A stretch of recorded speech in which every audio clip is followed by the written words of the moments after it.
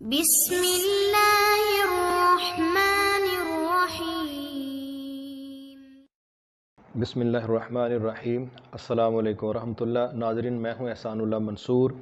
دنیا میں ہر رشتہ ہی محبتوں سے بھرا پڑا ہے، مگر میاں بیوی کا جو رشتہ ہے، جو تقدس، جو احترام، جو پیار، جو ایک دوسرے سے توقعات اس رشتے سے وابستہ ہیں، وہ شاید ہی کسی دوسرے رشتہ سے وابستہ ہوں۔ پھر ہم ایک اور چیز دیکھتے ہیں کہ یہ رشتہ جتنا ایک لحاظ سے مضبوط ہے، اسی لحاظ سے یہ نزاکت کی انتہاؤں کو بھی چھوتا ہے۔ ہم یہ دیکھتے ہیں کہ اس رشتہ کو مضبوط بنانے میں میاں بیوی اگر ایک دوسرے کے ساتھ تعاون والا رویہ اختیار نہ کریں تو یہ ٹوٹنا شروع ہو جاتا ہے، اس میں دراڑیں آنا شروع ہو جاتی ہیں، اور اگر ایک دوسرے کے ساتھ تعاون والا رویہ اختیار کر لیں تو یہ رشتہ ہر آنے والے دن پہلے سے زیادہ مضبوط ہو جاتا ہے۔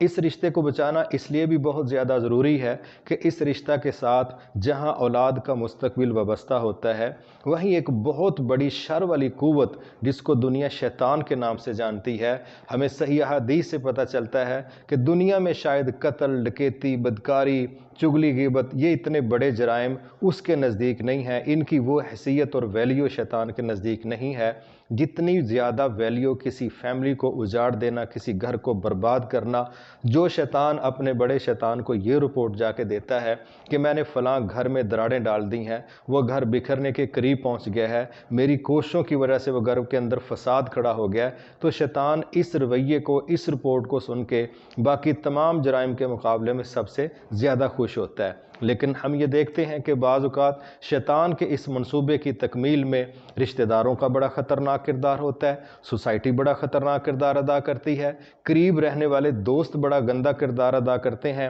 مگر میں یہ چاہوں گا کہ ہم آپ کے سامنے ایسی چیزیں، ایسے اصول، ایسے قواعد و ضوابط رکھیں، ایسے رہنما اصول رکھیں، ایسے ٹپس رکھیں جن کو استعمال کر کے نہ صرف ہم انشاءاللہ شیاطین کی تدبیروں کو ناکام بنا سکتے ہیں، بلکہ اپنے گھر کو جوڑ کے رکھنے میں، مستقبل میں مزید ایک دوسرے کی قربتیں اختیار کرنے میں، اور یہ دنیا کا سفر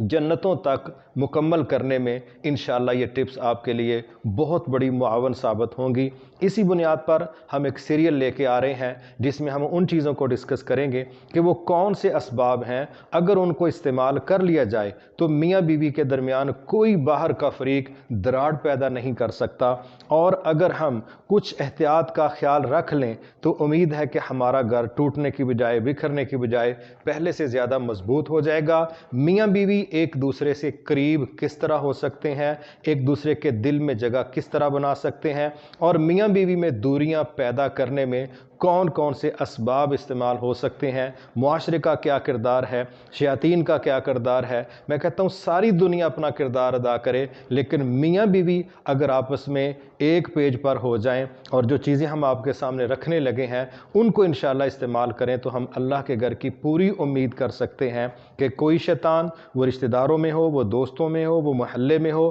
وہ سوسائٹی میں ہو، یا خود بذات خود ابلیس شیطان، وہ بھی اس گھر کو توڑنے میں ناکام ثابت ہوگا۔ لیکن ضروری ہے ان چیزوں کو ہم توجہ سے سمجھ لیں، سیکھ لیں جو ہمارے گھر کو جوڑنے کا باعث بنے، اور ایسی چیزوں سے پرہیز کریں جس کی وجہ سے ہمارے گھر میں دراڑیں پڑ سکتی ہیں۔ آئیے ان چیزوں کو سمجھنے کے لیے ترتیب وار چیزیں ہم انشاءاللہ آپ کے سامنے رکھیں گے۔ اجازت دیجیے، اللہ حافظ، السلام علیکم ورحمۃ اللہ۔ مایوس مت ہونا امیدوں کے سمندر میں۔